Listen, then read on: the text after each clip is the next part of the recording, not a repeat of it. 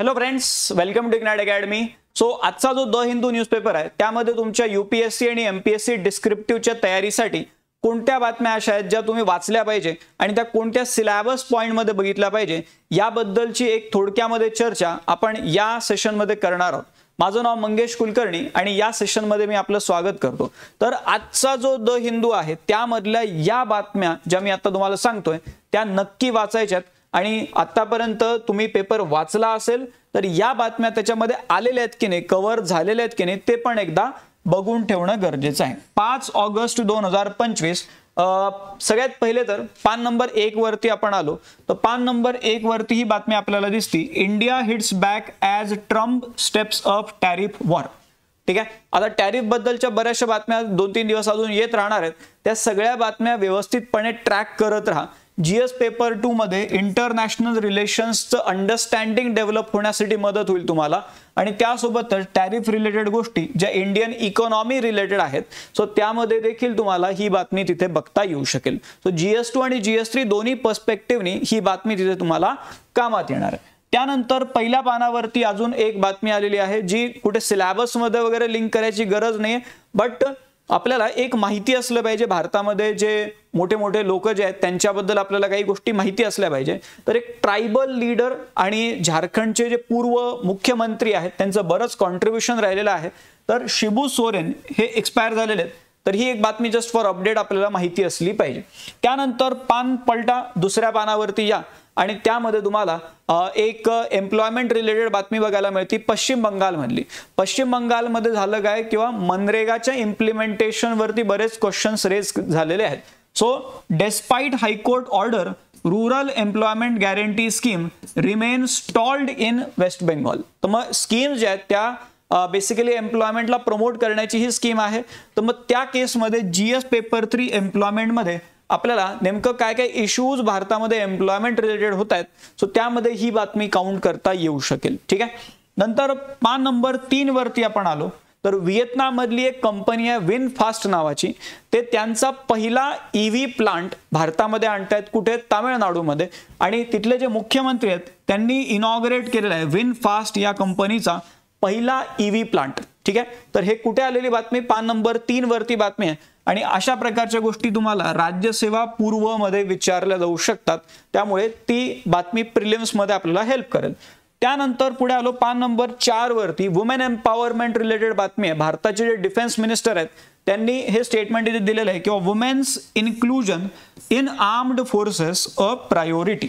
ठीक आहे, women's inclusion in armed forces a priority आणि त्या पद्धतीने वेगवेगळ्या इनिशिएटिव्ह तिथे वेगवेगळे घेतले जाणार आहेत असं ते म्हणलेलं. सो GS1 मध्ये इंडियन सोसायटी आणि त्या वुमेन एम्पॉवरमेंट या अँगलनी ही बातमी आपल्याला तिथे बघता येऊ शकते. त्यानंतर पुढे आलो आपण पान नंबर 4 वर. पान नंबर 4 वरती बातमी आहे पोल्युशन कंट्रोल बोर्ड्स जे आहेत त्यांच्या पॉवर्स बद्दल सुप्रीम कोर्टाने काही तिथे हिअरिंग्स मध्ये काही गोष्टी सांगितलेल्या आहेत. सो त्यांचं इथे म्हणणं आहे की pollution control board have power to impose restitutionary damages असं सुप्रीम कोर्टाने म्हणलेलं आहे. मग यामध्ये बऱ्याचशा गोष्टी आपल्याला माहिती असल्या पाहिजे, जसं रेस्टिट्यूशनरी डॅमेज म्हणजे काय ते त्या बातमीमध्ये थोडंफार क्लिअर होऊन जाते. त्यानंतर एन्व्हायरमेंट पर्स्पेक्टिव्हनी काय काय पॉवर्स राहतात त्या पोल्युशन कंट्रोल बोर्ड्सकडे. मग वॉटर ऍक्ट आणि एअर ऍक्ट या अंतर्गत काय काय पॉवर्स या पोल्युशन कंट्रोल बोर्ड्सला राहतात त्या गोष्टी तिथून थोड्या क्लिअर होतात. जीएस पेपर 3 एन्व्हायरमेंट पोल्युशन त्यामध्ये ही बातमी तुम्हाला काउंट करता येईल आणि त्यासोबतच प्रिलिम्ससाठी देखील ही बातमी महत्वाची राहू शकेल. ठीक आहे, सो पुढे आलो आपण पान नंबर 6 वरती.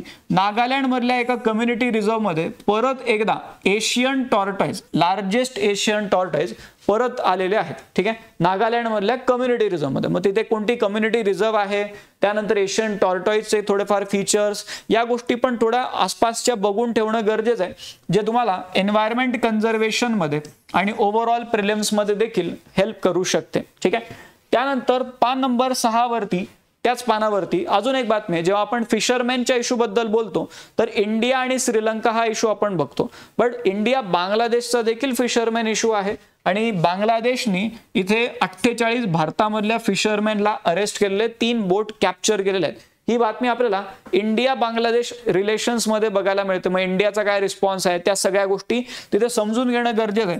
GS पेपर टू IR मध्ये आणि काही प्रमाणात तिथले जे लोकेशन्स आहेत तिथे काही पोर्ट्स आहेत, त्यानंतर तो न्यू मोअर आयलँड आहे. सो तो पूर्ण जो मेरीटाईम बाउंड्री झोन आहे इंडिया बांगलादेश मधला तो सगळा पार्ट आपल्याला बघून ठेवणं गरजेचं आहे for the perspective of prelims examination. ठीक आहे. नंतर पान नंबर 6 त्याच पानावरती अजून एक बातमी आहे जी राज्यसेवा पूर्वला विचारली जाऊ शकते किंवा रिसेंटली गिनीस वर्ल्ड रेकॉर्ड मध्ये सगळ्यात जास्त रजिस्ट्रेशनसाठी प्रधानमंत्र्यांचं परीक्षा पे चर्चा ते इन्क्लूड झालेले. ठीक आहे. प्रधानमंत्र्यांचं ते परीक्षा पे चर्चा रजिस्ट्रेशन्स खूप जास्त त्यामध्ये झालेले, त्यामुळे गिनीस वर्ल्ड रेकॉर्ड मध्ये त्याचं नाव आलेलं आहे. हे प्रिलिम्स साठी आपल्याला कामात येऊ शकते. नंतर आपण आलो पान नंबर 6 वरती. त्याच पानावरती आपले जे इंडिपेंडन्स डे चे इन्व्हिटेशन कार्ड, आता रेड फोर्टला जी सेरेमनी होती तर ते इन्व्हिटेशन कार्ड जे आहेत त्या इन्व्हिटेशन कार्डवरती यावेळेस एकतर ऑपरेशन सिंदूरच्या त्या थीमला तिथे वापरलं जाणार आहे. म्हणजे थीम काय असणार आहे तर ऑपरेशन सिंदूर ही थीम असणार आहे. त्यासोबतच चेनाब नदीवरती सगळ्यात उंच जो रेल्वे ब्रिज बनवला गेलेला आहे ती देखील थीम असणार आहे असं इथे सांगितलं गेलेलं आहे. याआधी सेंट्रल विस्टा प्रोजेक्ट असायचा पण त्याला रिप्लेस करून आता या थीम्स तिथे आणल्या जाणार आहेत. So independence day invites this year invitation card जे आहेत त्याच्याबद्दल आपण बोलतोय.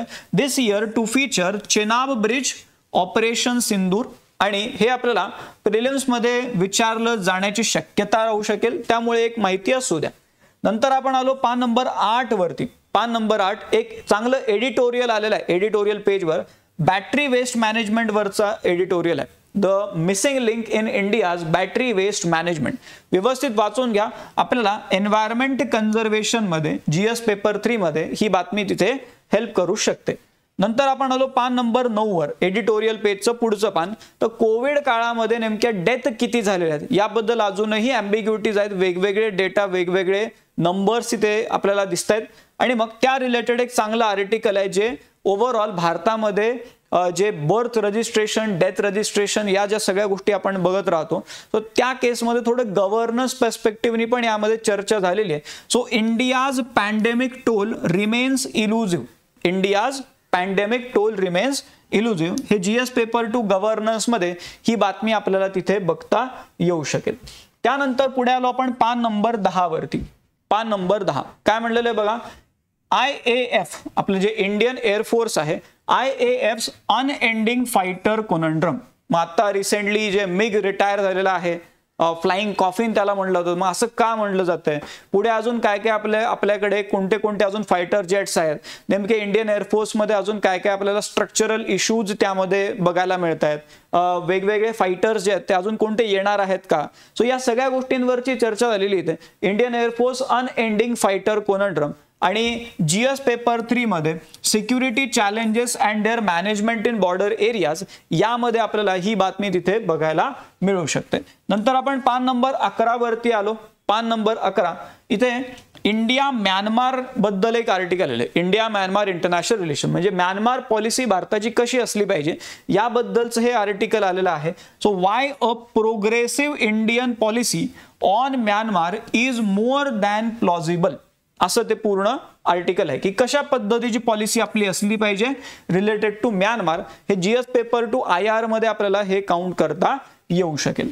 नंतर पान नंबर 12 वरती एक इंटरेस्टिंग गोष्ट इथेनॉल ब्लेंडिंग प्रोग्राम बद्दल आपण बोलतो. मग त्याच्यामध्ये काही कन्सर्न्स रेज केले जात आहेत किंवा गाडीचं मायलेज कमी होत आहे किंवा इथेनॉल जे आहे ते करोजिव्ह आहे. इव्हन TVS मोटर्सनी पण त्यांच्या वेबसाईटवर बऱ्याचदा याबद्दल सांगितलेलं आहे किंवा हे इथेनॉल जे आहे ते करोजिव्ह आहे. मग त्यामध्ये नेमकं काही रेट्रोफिटिंग्स करणं गरजेचं आहे का, तिथे काही रिपेअर्स करणं गरजेचं आहे का गाड्यांमध्ये जेव्हा इथेनॉल ऍड केलं जातं. सो या सगळ्या गोष्टींबद्दल इथे पुन्हा एकदा ही बातमी आलेली आहे किंवा ethanol blending government down plays mileage drop corrosion a concern. ठीक आहे. गव्हर्नमेंटनी म्हणलेलं आहे किंवा मायलेज ड्रॉप जे आहे ते मायनर आहे, त्याच्यामध्ये इंजिन ट्युनिंगनी ते ठीक करता येऊ शकेल म्हणतात. आणि करोजन बद्दल जर म्हटलं तर काही बेसिक जे रबर, गॅस्केट्स, बुशेस हे जे आहेत ते रिप्लेस करून तो इश्यू पण सॉल्व्ह होईल असं ते म्हणतात. आता पुढे काय होते ते बघणं गरजेचं आहे. बट जीएस पेपर 3 मध्ये एनर्जी रिलेटेड इन्फ्रास्ट्रक्चर मध्ये आपण ह्या बातमीला बघू शकतो. प्रिलिम्स मध्ये इथेनॉल ब्लेंडिंग प्रोग्राम वरती काही ना काहीतरी आपल्याला विचारलं जाऊ शकते. ठीक आहे, तो एक भाग झाला. नंतर पान नंबर 13 वरती या. डिझास्टर मॅनेजमेंट मध्ये HAP हा शब्द महत्वाचा राहतो. Heat action plan. 2013 पासून आपण आपली हीट ऍक्शन प्लॅन बनवतोय आणि मग त्याच्या इफेक्टिव्हिटी वरती इथे ही बातमी आलेली आहे किंवा Y India's heat action plan aren't cooling cities. Heat action plan मुळे सिटीज ज्या आहेत त्या कूल डाऊन का नाही होत आहेत असा तो पूर्ण मुद्दा आहे. जीएस पेपर 3 मध्ये डिझास्टर मॅनेजमेंट मध्ये ही बातमी तुम्हाला बघता येऊ शकेल. देन इन दी एंड पान नंबर 14 वरती बांगलादेश मधल्या इंटरनल गोष्टी राहतील या. पण जुलै रिव्होल्युशन जे मागच्या वेळेस 2024 मध्ये जे तिकडे पूर्ण अनरेस्ट जो झाला होता, स्टुडंट आणि पीपल्स अनरेस्ट, सो तो जुलै रिव्होल्युशन आणि मग त्याचा 1 वर्ष म्हणजे सेंटेनरी मार्क म्हणून त्याला जुलै प्रोक्लेमेशन तिथे केलं जाणार आहे. आणि मग जुलै प्रोक्लेमेशन बद्दल असा प्रश्न विचारला जाऊ शकतो किंवा हे कोणत्या देशाशी संबंधित आहे, तर हे बांगलादेश मधलं आहे. आणि मग ते तिथे अजून त्यांचं चालू आहे BNP, बांगलादेश नॅशनल पार्टी जे आहे, they are saying that we will oppose July proclamation if it is against Bangladesh constitution. 72 मध्ये जे तिकडे संविधान आलेले त्याच्या जर विरोधात असेल तर याला आम्ही विरोध करू. ते काय करायचं करू दे त्यांना, पण महत्वाचं काय आहे किंवा जुलै प्रोक्लेमेशन कोणत्या देशाबद्दल आहे ते आपल्याला प्रिलिम्स मध्ये विचारलं जाऊ शकते. ठीक आहे, सो या काही बातम्या आजच्या न्यूजपेपर मधल्या. आता तुम्ही UPSC MPSC ची तयारी करताय त्यासोबतच तुमच्या कॉन्टॅक्ट मध्ये जे लोक असतील, समजा कोणी शिक्षक भरतीची तयारी करताय, कोणी इंजिनिअरिंग बेस्ड एक्झामची तयारी करताय, अशा वेगवेगळ्या परीक्षांची तयारी जर कोणी करतायत तर त्यांना या आपल्या कोर्सेस बद्दल नक्की माहिती सांगा. इग्नाइट अकॅडमीच्या या आपल्या ऍप वरती हे सगळे कोर्सेस चालवले जातात with dedicated faculties for each course. मग तलाठी भरती, त्यानंतर महानगरपालिका भरती, कृषी भरती, पोलीस भरती, सरळ सेवा, शिक्षक भरती आहे, महिला बाल विकास आहे, त्यानंतर MBAच्या एक्झामची पण तयारी या आपल्या इग्नाइट MBA नावाचं वेगळा YouTube प्लॅटफॉर्म आहे. त्यानंतर banking, insurance, Navodaya Vidyalaya, law exams, अशा विविध परीक्षांची तयारी आपल्या या इग्नाइट अकॅडमीच्या प्लॅटफॉर्मवरती केली जाते. इव्हन आपलं जे सरळ सेवाचा जो प्लॅटफॉर्म आहे तो 1 मिलियन सबस्क्रायबर क्रॉस झालेला आहे. त्यामुळे मोठा प्लॅटफॉर्म आहे ज्यावरती बरेचसे स्टुडंट्स त्यांचे पूर्ण जे त्यांना प्रॉपरली जे गायडन्स आहे ते तिथे मिळते. सो तुम्ही पण तुमच्या कॉन्टॅक्ट मधल्या लोकांना याबद्दलची माहिती द्या. आता सध्या जर बघितलं आपल्या या प्लॅटफॉर्मवरती इग्नाइट UPSC MPSC या प्लॅटफॉर्मवरती आपण NCERT फाउंडेशन सिरीज चालवतोय. रोज रात्री 9 वाजता लाईव्ह हे सेशन्स घेतले जातात. नक्की हे तुम्ही बघणं सुरू करा, बघितलं नसेल आतापर्यंत तर, कारण हे महत्वाचे NCERT पाया आहे बघा सगळ्या या परीक्षांचा. आणि हे तुम्हाला या प्लॅटफॉर्मवरती विदाउट एनी कॉस्ट सरळ प्रॉपर शिकवलं जातंय. त्यामुळे व्यवस्थितपणे याला फॉलो करा. आता सध्या आपले जॉग्राफीचे लेक्चर सुरू आहेत.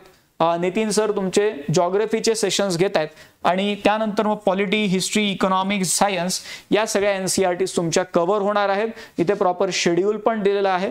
रोज रात्री 9 वाजता हे आपले सेशन्स तिथे होतात. ठीक आहे, बाकी हे जे काही आपण डिस्कस करत राहतो आणि बऱ्याचशा अपडेट्स जे आपल्या येत राहतात त्या तुम्हाला या आपल्या टेलिग्राम चॅनलला देखील बघायला मिळतील. त्यामुळे इग्नाइट UPSC MPSC हे जे टेलिग्राम चॅनल आहे आपलं ते पण सबस्क्राईब करून ठेवा. या व्हिडिओच्या डिस्क्रिप्शन मध्ये तुम्हाला त्याची लिंक बघायला मिळेल. तिथे इंस्टाग्रामची पण लिंक आहे, ते पण जॉईन करून घ्या, कारण तिथे पण बऱ्याचशा चांगल्या अपडेट्स, चांगले जे व्हिडिओज असतील ते तुम्हाला तिथेही बघायला मिळतील.